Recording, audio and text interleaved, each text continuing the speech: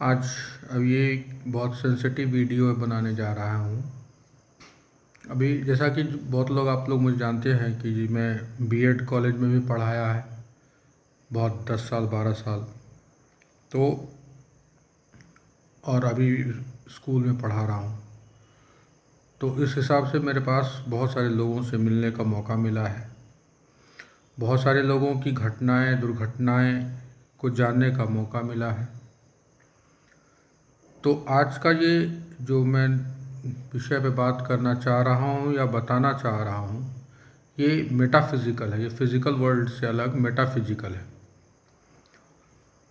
ये बहुत सेंसिटिव बात है, बहुत गंभीर बात है।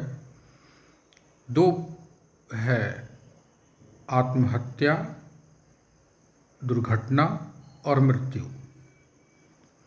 ये तीन चीज़ें जहाँ तक मेरी नॉलेज है, जो लोग मुझे करीब से जानते हैं उनको पता है कि इन सभी विषयों पर भी मेरी थोड़ी बहुत नॉलेज है।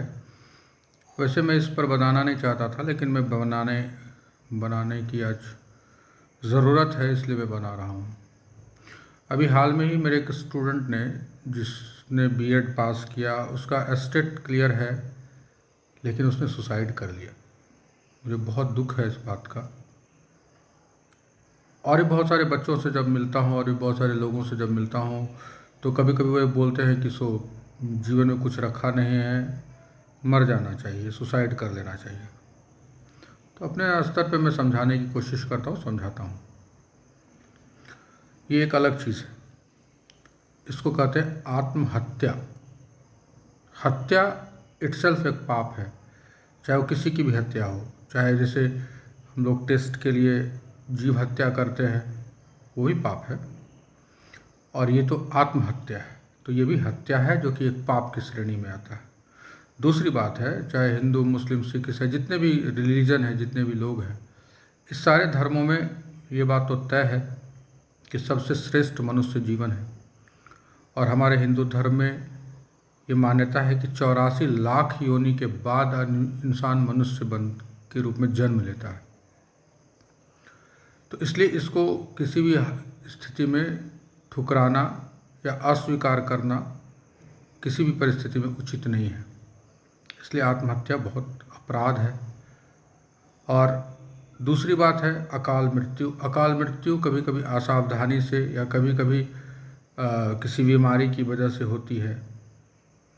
और फिर मृत्यु एक जो सही मृत्यु इसको कहते हैं कि एक निश्चित समय के बाद, अगर अपनी उम्र के उस पड़ाव को पार करने के बाद, वृद्धाश्रम के बाद अगर कोई इंसान मृत्यु को प्राप्त होता है तो उसे मृत्यु कहते हैं। लेकिन ये दो चीज़ है। अब रही बात अकाल मृत्यु की। अकाल मृत्यु कभी कभी असावधानी से होती है या किसी और कारण से भी होती है। तो जैसा कि आपको शायद इस बात को समझना चाहिए या पता होना चाहिए कि ये जो धरती है, ये मनुष्य योनि जो है, ये कर्म की योनि है। भगवान राम ने भी सारे कर्म किए। मनुष्य के जितने भी सुख दुख थे, सबको उन्होंने जिया। इसीलिए उनको मर्यादा पुरुषोत्तम राम कहते हैं। उन्होंने भी कोई अलौकिक या चमत्कारिक चीज़ों का प्रदर्शन नहीं किया, इसलिए वो हमारे आदर्श पुरुष हैं, मर्यादा पुरुषोत्तम हैं। भगवान कृष्ण ने भी कहा है, कर्मण्येवाधिकारस्ते मा फलेषु कदाचन। तो कर्म है, और अगर हम अपने कर्म के अनुसार अगर कोई ऐसा दुष्कर्म करते हैं जिसके कारण हमारी, या हम करते हैं या हमारे साथ कोई करता है, वो दोनों बातें हैं। तो चाहे हमारी गलती हो चाहे किसी और की गलती हो, अगर किसी के कर्म का फल हमें मिलता है तो वो हुआ हमारा कर्म। तो ऐसी परिस्थिति में अकाल मृत्यु होती है। इसमें हम किसी को दोष देना उचित नहीं है। या तो हमने असावधानी बरती या किसी ने हम पर इंटेंशनली कुछ किया, तो ये उसका कर्तव्य, उसके कर्म। कल मैंने एक वीडियो बनाया था चित्रगुप्त पूजा के ऊपर, तो उसमें मैंने चर्चा की चित्रकूट, भगवान चित्रगुप्त की। तो वो लोग वो जो है सारे कर्मों का लेखा जोखा रखते हैं। तो इस हिसाब से अगर किसी ने आत्महत्या की तो ये अपराध उसने किया, और अगर किसी ने किसी की हत्या की या किसी ने दुर्घटनाग्रस्त कोई हो गया तो ये उसका करने वाले का दोष है, जिसका परिणाम भोगना पड़ता है। जैसे एक रामायण में एक है कि श्रवण कुमार निर्दोष थे, वो पानी भरने आए और उन्होंने उनकी हत्या धोखे से या गलती से हो गई राजा दशरथ के द्वारा। तो फिर उनको श्राप मिला और उनको उसी तरह से तड़प तड़प के मरे जैसे श्रवण कुमार के माता पिता का देहांत हुआ था। तो ये कर्म है, आप उसके प्रभाव में जाने अनजाने आते हैं तो ये कर्म है।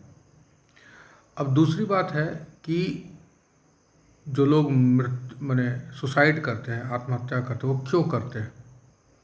उनको लगता है कि ये जीवन बहुत कष्टप्रद है, ये संभव नहीं है, यहाँ पे अब मेरे लिए कोई रेलिवेंस नहीं है या कुछ नहीं है, यहाँ पे बहुत सारे डिप्रेशन में जाकर करते हैं।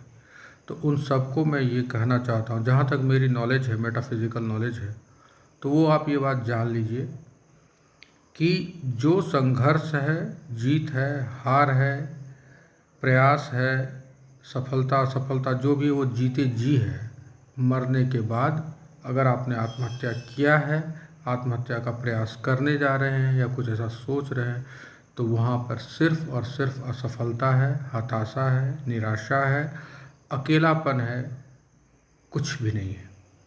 और इस आइसोलेशन और कुछ नहीं में एक अजीब सा सूनापन होता है जो कि मरने के बाद भी चैन से रहने नहीं देता है।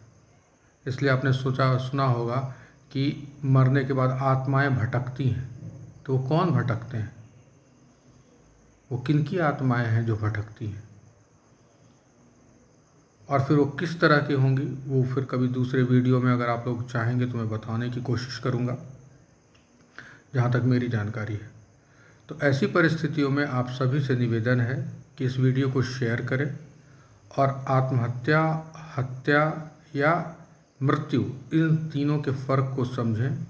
और आत्महत्या सरासर एक गलत कदम है, किसी भी परिस्थिति में इसको उचित नहीं ठहराया जा सकता है, न सांसारिक रूप से, न आध्यात्मिक रूप से, न लौकिक न पारलौकिक।